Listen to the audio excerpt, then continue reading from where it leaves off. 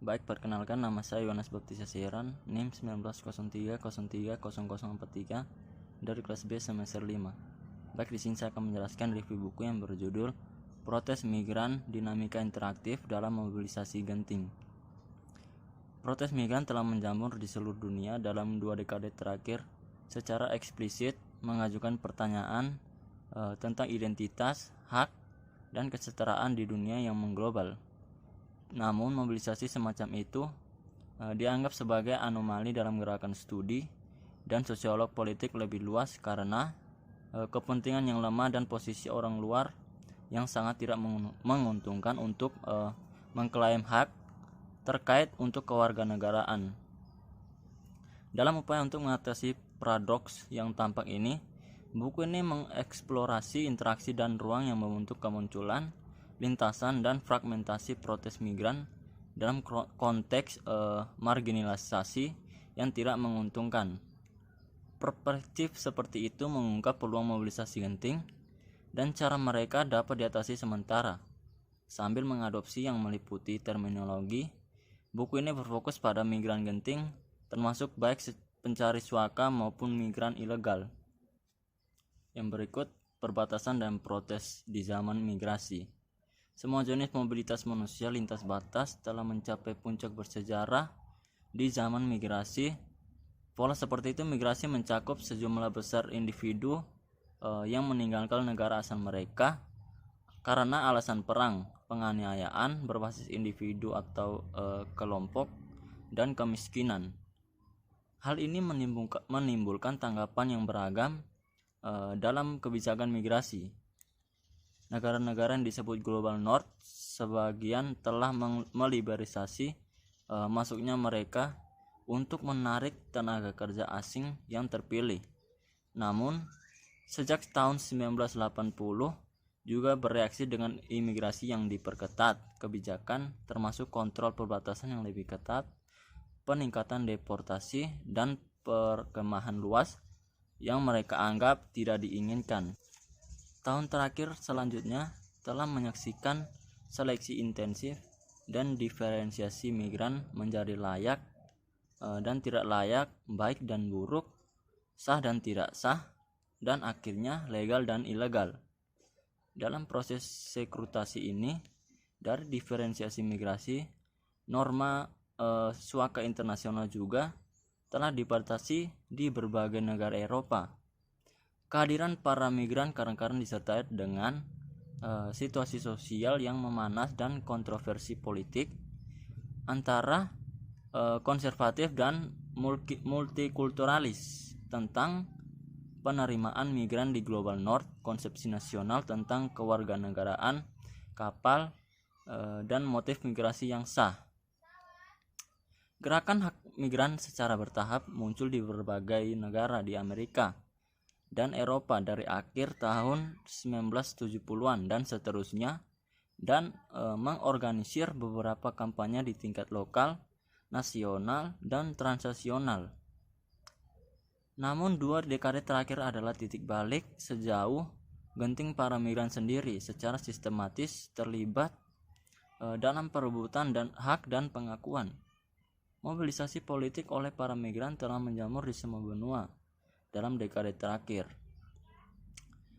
Berbicara tentang ledakan, aktivisme solidaritas migran dan migran pada periode ini mengamati era protes baru. Migran genting klaim berkisar dari penghormatan terhadap hak asasi manusia, kebebasan bergerak, akses ke pasar dan tenaga kerja, proses suaka yang liberalisasi, hingga kritik terhadap deportasi, kematian migran di perbatasan. Bentuk mobilisasi dan karakteristik individu yang terlibat adalah kontingen dalam ruang dan waktu. Di Eropa, fokus geografis ini protes migran yang mulai dipicu pada tahun 1990-an ketika tidak berdokumen migran mengidentifikasi diri sebagai sans papiers terlihat dalam pekerjaan, kelaparan, pemogokan, dan pawai. Protes politik mereka membawa pertanyaan tentang migran subjektivitas politik menjadi perhatian publik yang lebih luas untuk pertama kalinya. Yang tidak berdokumen pergerakan migran dengan cepat menyebar ke kota-kota besar lainnya di Prancis. Hal itu mengilhami protes dan jaringan aktivis dari berbagai negara-negara Eropa lainnya, negara termasuk Swiss, Italia, Spanyol dan Jerman, serta Yunani. Kebijakan Suaka yang membatasi lebih jauh lagi memicu pada protes terhadap mereka. Pemahaman pencari suaka wajib persyaratan tempat tinggal, pengecualian dari pasar kerja, perkemahan di daerah terpencil, penanggulangan reunifikasi keluarga, dan deportasi. Dengan aksi radikal seperti ini, mogok makan, menjahit bibir pekerjaan, jongkok, dan kampanye jalanan serta pawai jarak jauh. Para migran telah meninggalkan tempat asal mereka dari pinggiran masyarakat dan menyuarakan klaim atas hak dan pengakuan, meskipun frekuensinya meningkat dan penggunaan yang dominan mengganggu reportasi aksi radikal. Mobilisasi politik semacam itu hanya kadang-kadang menerima resonansi baik dalam wacana politik dan akademisi. Selain representasi migran yang terbukti rendah, secara tidak proporsional suara di media massa yang terbukti rendah juga hampir tidak sesuai dengan penggambaran publik yang dominan tentang migran dan teori mobilitas politik yang mapan. Secara diskursif, sosok migran penting dikonstruksi sebagai korban pasif dan objek yang membutuhkan kemanusiaan pemerintahan atau sebagai orang luar yang terekstimasi dan penyusup dalam keteraturan nasional. Hal itu mengakibatkan para migran menjadi korban perawatan dan korban tata kelola yang berlebihan. Klaim migran penting di ruang politik karena dianggap mengganggu kebisingan daripada suara yang sah. Yang berikut lanskap akademik yang terfragmentasi.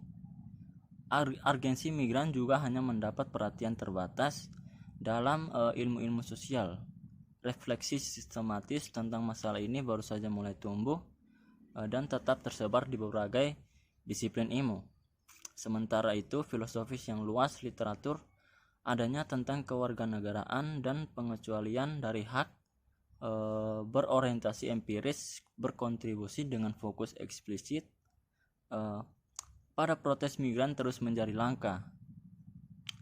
Dalam ilmu politik, isu migrasi didominasi oleh ditangani dari perspektif top down, berkonsentrasi pada pertanyaan tentang bagaimana migrasi dapat diatur secara atau pada gilirannya bagaimana pemerintahan berdampak pada kehidupan para migran.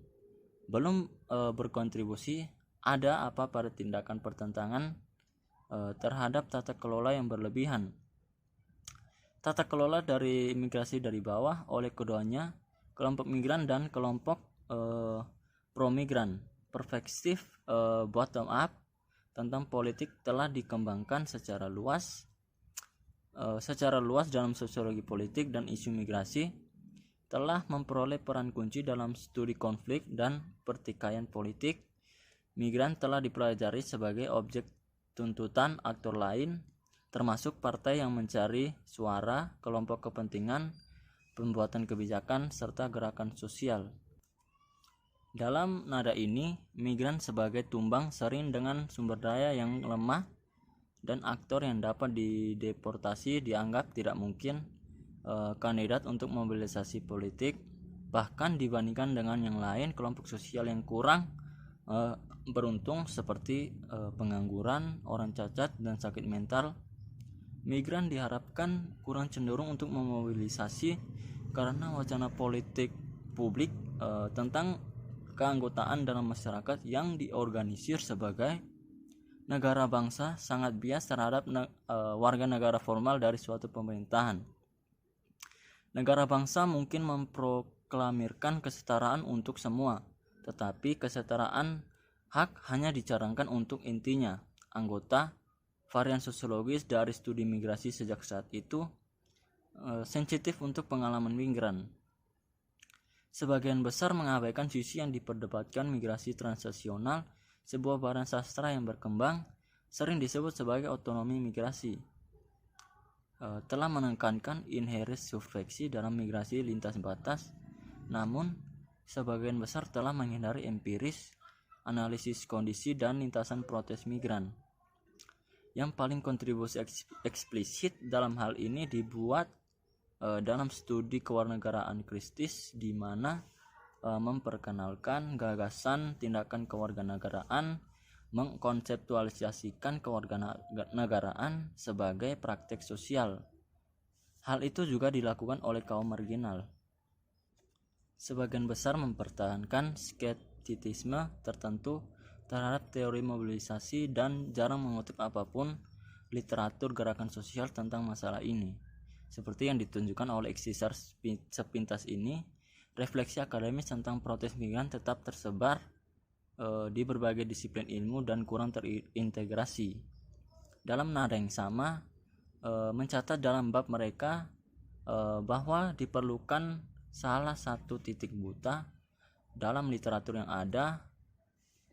Panas migrasi telah mendinamisasikan lapangan kerja, namun baru-baru ini kontribusi para masa ini cenderung melanggengkan fokus pada aktivis pendukung migran yang kuat, dengan mengorbankan melihat lebih dekat ke dalam dinamika protes genting atau migrasi krisis studi tanpa keterlibatan eksplisit dengan teori protes politik yang diharapkan berkontribusi untuk memupuk dialog antara uraian sastra itu yang saling melengkapi dengan cara-cara yang penting.